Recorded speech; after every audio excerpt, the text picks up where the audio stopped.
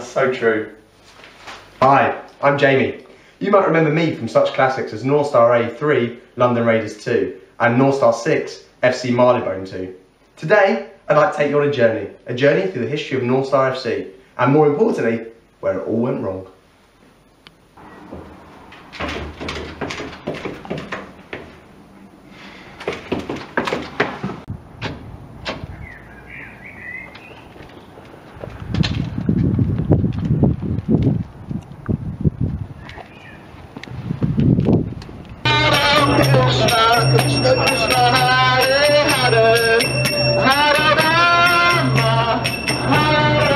And so, a club was born, and Peters and Cafton were quickly summoned to here, the home of football, Soho Square, in the heart of central London. And so Cafton and Peters came here to 25 Soho Square, with the fate of Norstar still hanging in the balance. A small discrepancy, a spelling error on the application form, meant that the entire club was in doubt. No one knew whether or not Norstar would even make it off the ground. He's not. I mean, in a nice way. The administrative problems were just that, administrative, and suddenly it was all aboard the Norstar train. I've come here to Norstar FC's very first home at Barnet Copthall playing fields. Come with me and we'll take a look.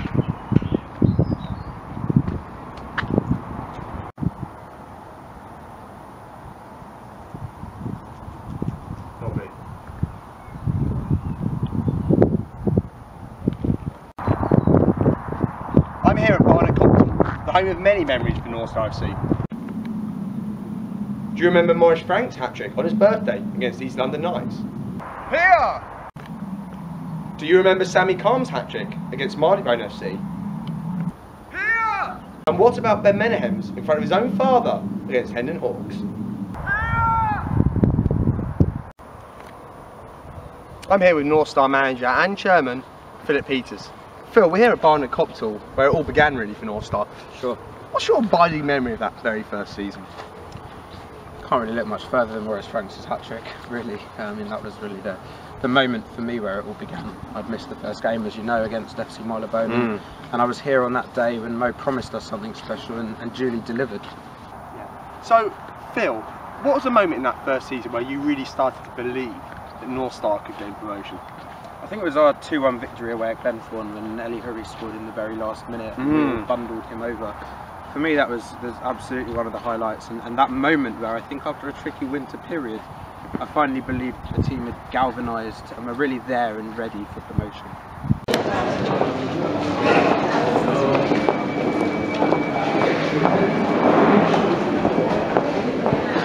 At this point, Norstar are a train, motoring along the tracks to promotion.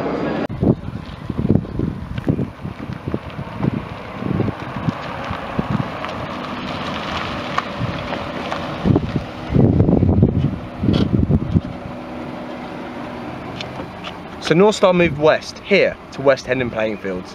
I've come to these playing fields to find out what happens to Norstar during its year on these hallowed fields. So I'm here at West Hendon playing field, the second home of Norstar FC. And what matches did we experience here? Well, there was Sammy Calm's free kick, the second best free kick ever scored by a Norstar player. There was Adam Pike's first ever goal against Dynamo Hendon for the B team. And some little known facts about West Hendon playing fields. Here is where the B team have the highest win percentage, 86% win ratio. This is where the B team has conceded the fewest number of second half goals, and where the A team's midfielder, Johnny Kay, has the highest pass completion percentage of 94%. But what else do we know about these hallowed turfs? Well, it was here, in 1991, that young Boris Becker first played tennis, on the tennis pitch you see behind. I often come here and wonder to myself, when do these youngsters ever make it to Wimbledon, the French Open at Roland Garros, or New York at Flushing Meadows? We don't know, but one thing we do know is here is a special place for all concerned with Norstar FC. It was here at West Hendon playing fields that one of the most dramatic incidents in Norstar history took place. It was half time in a match against AC Cricklewood, when Zach Newman approached the management team, Jamie Slavin, me and Philip Peters. Phil, he said, my head's just not in the game, will you take me off? Phil looked at him, completely astonished. but said, yes I will. And that was him, done forever. And so, after a frustrating first season at West End playing fields, the B team uprooted their ground, uprooted their staff and came here to Chase Lodge.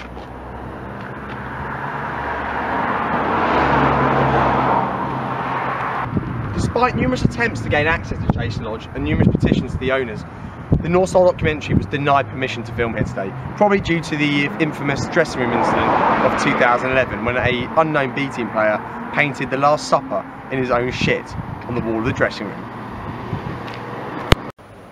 I'm here at John Lyons School playing fields, the home of Norstar in our third season as a club. There's been a lot of memories here. Does anyone remember Anthony Goodmaker getting one over his brother, beating Montana twice, 3-2 and 5-0? What about our first ever victory over Woodford Wanderers with Zach McLeod chipping a winner in the dying minutes? Jeremy Elster's taken a few tumbles here.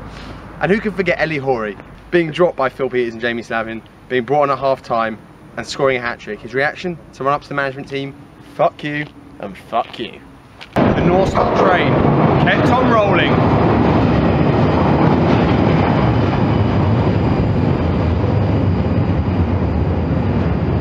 And then it suddenly came to a shuddering halt. After a successful season at West End playing fields, Norstar moved even further west to the home of football, the Arc Academy. Phil, on reflection, is this where it all went wrong? Yeah, I think so. Or maybe it was that time in Lloyd's bedroom 6 years ago. Remember it?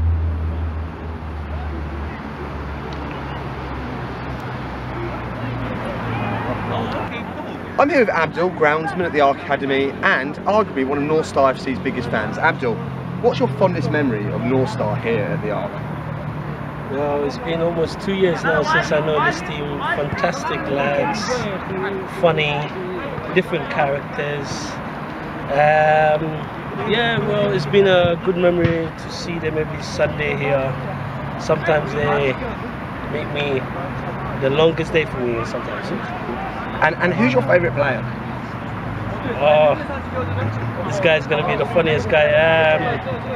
Quite old, bit of a hairy chest kind of guy, bit baldy. I think he kicks the ball like Charlie Adams. I keep calling Charlie every time I see him. So Is it him? oh yeah, bold, unbelievable. Oh. That's not him. That's him. He's growing a beard like you. Must have been 6-7 years ago, 17 years ago, something like that. But yeah, funny guys. It's good to see them in here. I hope they come back next year. And it's going to be another roller Abdul, coaster. the rumours are in the press that Phil Peters, the Norstar manager and chairman, is bringing big changes this close season. New signings, new faces around the ground. Who would you like to see Norstar pick up?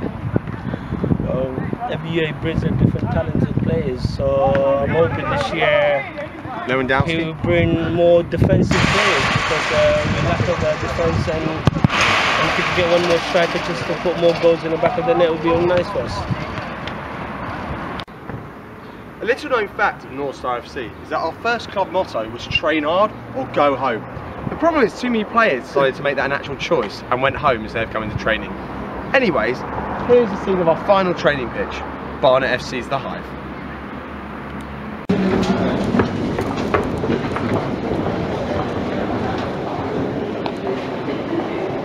At this point, Norstar were a train hurtling on the tracks of relegation. So, after that short interlude at the Arc Academy, we've returned here to John Lyons School playing field, the home of Norstar A and B in our final season.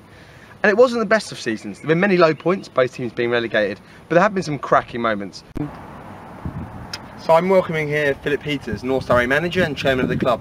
One of the high points, amongst very few to be honest, this year at John Lyons School playing field was your outstanding free kick against North London Raiders. Thanks. Do you want to have a look at the monitor just over here and talk me through that particular goal? Yeah, well, you can see Zach there thinking about having a shot. He hadn't had a terrific game up to that point, and he gave me the ball and he said, "Gaffer, this is yours, this is your moment."